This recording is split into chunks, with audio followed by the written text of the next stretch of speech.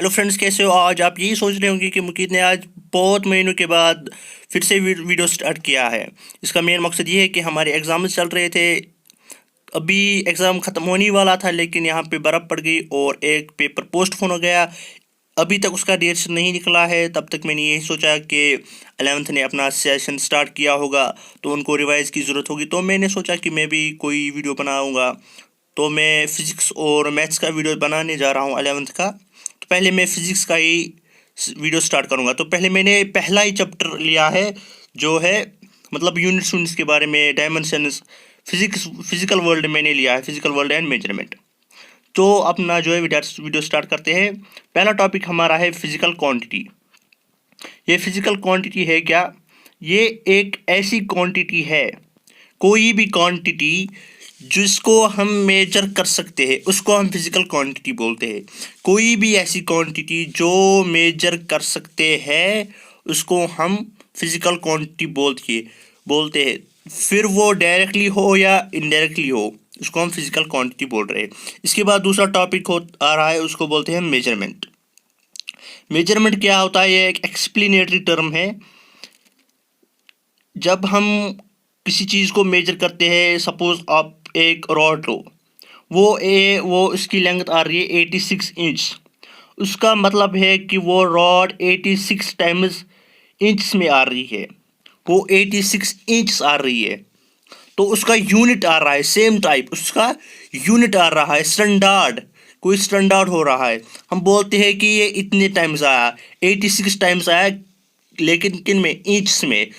उन इंच को हम बोलते हैं स्टैंडर्ड, किसी स्टैंडर्ड में आना। इसलिए ये जो यहाँ पे डिफिनेशन लिखी गई है, is a process of comparison of a physical quantity with a standard of a same type known as unit, and to see how many times this standard is contained in it। ये standard कितनी दफ़ा आया है? जैसे इस rod में आया है 86 टाइम्स। 10 अगर हमें किसी फिजिकल क्वांटिटी को एक्सप्रेस करना है, तो एक्सप्रेस करने के लिए हमें दो चीज़ों की ज़रूरत पड़ती है, numerical value and unit. Suppose x कोई भी फिजिकल क्वांटिटी है, एन है numerical value and you denote करता है यूनिट। तो किसी भी फिजिकल क्वांटिटी को एक्सप्रेस करने के लिए हमें दो चीज़ों की ज़रूरत पड़ती है। फर्स्ट है न्यूमेरिकल वैल्यू एंड सेकंड है यूनिट। फिजिकल क्वांटिटी जो है वो दो कैटेगरीज में डिवाइड किया गया है, fundamental physical quantity and derived physical quantity. तो अब हम यही देखेंगे फंडामेंटल फिजिकल क्वांटिटी क्या हो रही है और डिराइव्ड फिजिकल क्वांटिटी क्या होती है। अब जो अब जो फर्स्ट टाइप इसका है वो है फंडामेंटल फिजिकल क्वांटिटी है। ये वो फिजिकल क्वांटिटीज होती है जो इंडिपेंडेंट हो, which are independent each other and all other quantities और obtained फ्रॉम देम। ये वो क्वांटिटीज होती है जो इंडिपेंडेंट होती है, और जो बाकी क्वांटिटीज है वो इनसे ही डिराइव की जाती है या ऑब्टेन की जा रही है। उनको हम बोलते हैं फंडामेंटल फिजिकल क्वांटिटीज, या उनको बोलते हैं बेसिक फिजिकल क्वांटिटीज। देखो, सपोज कोई भी फिजिकल क्वांटिटी लो आप, लेंथ, उसका यूनिट है मीटर। और दूसरी फिजिकल क्वांटिटी एग्जांपल लेंगे, मास है। ऐसे ही जो इस मास का यूनिट है केजी, टाइम का यूनिट है सेकंड, टेम्परेचर का यूनिट है केल्विन, करंट का यूनिट है एम्पियर, जो आपने 10th में पढ़ा है। ल्यूमिनस इंटेंसिटी का यूनिट है कैंडेला, और अमाउंट ऑफ सब्सटेंस, उसका यूनिट है मोल, जो ये भी आपने 9th में पढ़ा है केमिस्ट्री में। जो इसका दूसरा टाइप है वो है डिराइव्ड फिजिकल क्वांटिटी। ये डिराइव्ड फिजिकल क्वांटिटी क्या होती है? ये वो क्वांटिटीज होती है जो डिराइव की जाती है किन से? Fundamental physical quantity. अभी मैंने बोला था फंडामेंटल फिजिकल क्वांटिटी में कि all other physical quantities are obtained from them. जो बाकी कोई भी फिजिकल क्वांटिटी है वो किन से डिराइव की जाती है? फंडामेंटल फिजिकल क्वांटिटी से। ये वो क्वांटिटी, डिराइव्ड फिजिकल क्वांटिटी, वो फिजिकल क्वांटिटी होती है जो जो फंडामेंटल फिजिकल क्वांटिटी से डिराइव की गई हो। डिराइव हम कैसे करते हैं, इनको जो भी है फंडामेंटल फिजिकल क्वांटिटी है, इनको डिवाइड करते हैं, मल्टीपल करते हैं, मल्टीप्लिकेशन एडिंग करते हैं, उनसे हम जो भी क्वांटिटीज डिराइव करते हैं उनको हम बोलते हैं डिराइव्ड फिजिकल क्वांटिटी। डिफिनीशन में भी यही है, those physical quantities which are obtained by dividing multiplying और both fundamental quantities are called derived physical quantities. देखो आप यहाँ पे एक फिजिकल क्वांटिटी लो, एग्जाम्पल एक लेंगे स्पीड की। देखो डिस्टेंस एक फिजिकल क्वांटिटी है और टाइम एक अलग फिजिकल क्वांटिटी है। आप यहाँ पे देख सकते हो कि दो फिजिकल क्वांटिटीज को डिवाइड किया गया है, डिस्टेंस और टाइम को डिवाइड किया गया है। जैसे कि मैंने बोला था कि डिवाइड या मल्टीपल करने से हम डिराइव्ड फिजिकल क्वांटिटी जो है हासिल कर सकते हैं, डिराइव कर सकते हैं। एक दूसरी एग्जांपल यहाँ पे लिखी है, फोर्स जो बराबर होता है वो आपको पता है कि मास इंटू एक्सेलरेशन होती है बराबर।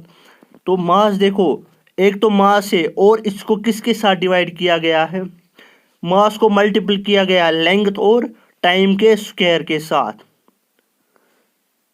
सॉरी मास और डिस्टेंस बाय टाइम के साथ। एक तो मास को किसके साथ मल्टीपल किया गया है, डिस्टेंस और टाइम के स्क्वायर के साथ। जैसे एरिया है वो आपको पता है L into length into breadth होता है। लेंथ जो है मीटर में हम मेजर करते हैं, और जो है लेंथ और ब्रेड्थ का जो इसकी फॉर्मूला, एरिया की फॉर्मूला है वो लेंथ इंटू ब्रेड्थ है। ऐसे ही आप देख सकते हैं वॉल्यूम की फॉर्मूला है length into breadth into height. यहाँ पे मल्टीपल किया गया है सेम क्वांटिटीज को, लेंथ को यहाँ पे 3 बार मल्टीपल किया है। देखो क्यों, ब्रेड्थ भी लेंथ होती है, हाइट भी कोई लेंथ होती है, ये वो लेंथ होती है जो हाइट मतलब अपर डायरेक्शन में हम मेजर करते हैं। तो इसके बाद दूसरा टॉपिक आता है वो है डायमेंशंस। अब जो इसके बाद जो आपका टॉपिक आ रहा है उसको हम बोलते हैं डायमेंशंस। डायमेंशंस होता क्या है, डायमेंशंस एक्चुअली पावर्स होते हैं।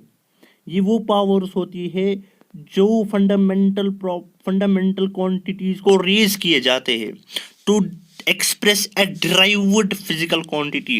ये वो पावर्स होती है जो फंडामेंटल क्वांटिटीज को रेज किए जाते हैं, पावर दिए जाते हैं कि वो एक फिजिकल क्वांटिटी डिराइव कर सके। इसके बाद है डायमेंशनल फार्मूला। ये वो फार्मूला होती है जो हमें दिखाती है, जो शो करती है कि एक फंडामेंटल क्वांटिटी कितनी दफ़ा एक डिराइव्ड फिजिकल क्वांटिटी में आ रही है, इन्वॉल्व होती है, और वो अलोंग देयर पावर्स, मतलब उन पावर्स के साथ, मतलब कितनी दफ़ा वो आ रही है, उसको हम बोलते हैं डायमेंशनल फार्मूला। एक बार फिर, डायमेंशनल फार्मूला किसको हम बोलते हैं, ये वो फार्मूला होती है जो शो करती है कि एक फंडामेंटल क्वांटिटी कितनी दफ़ा इन्वॉल्व हो रही है एक डिराइव्ड फिजिकल क्वांटिटी में, उसको हम बोलते हैं डायमेंशनल फार्मूला। इसके बाद आ रहा है एक और topic, dimensional equation. When dimensional formula is equated with it symbol of a physical quantity. जब एक डायमेंशनल इक्वेशन, जब एक डायमेंशनल फार्मूला इक्वेट की जाती है विद इट सिंबल, अपने सिंबलों के साथ जो उस फिजिकल क्वांटिटी के सिंबल्स होते हैं, उसको हम बोलते हैं डायमेंशनल इक्वेशन, या जो भी हमें रिजल्ट उसके बाद मिलेगा उसको हम बोलते हैं डायमेंशनल इक्वेशन। तो यहाँ पे dimensions of physical quantities are independent of the formula. ये जो डायमेंशंस किसी भी फिजिकल क्वांटिटी के होते हैं वो इंडिपेंडेंट उनके फार्मूला के होते हैं। सपोज यहाँ पे बहुत सारे एग्जांपल्स दिए हैं, आप यहाँ पे स्क्रीनशॉट भी ले सकते हैं कि किन किन की डायमंड फिजिकल क्वांटिटी रिलेशन भी दिखाई गई है कि किस फिजिकल क्वांटिटी के साथ है। डायमेंशनल फार्मूला ऐसा यूनिट। इसके बाद मैं एक और वीडियो बनाऊंगा जिसमें मैं ये भी दिखाऊंगा कि डायमेंशनल फार्मूला कैसे निकालते हैं, रिलेशन कैसे है इनकी।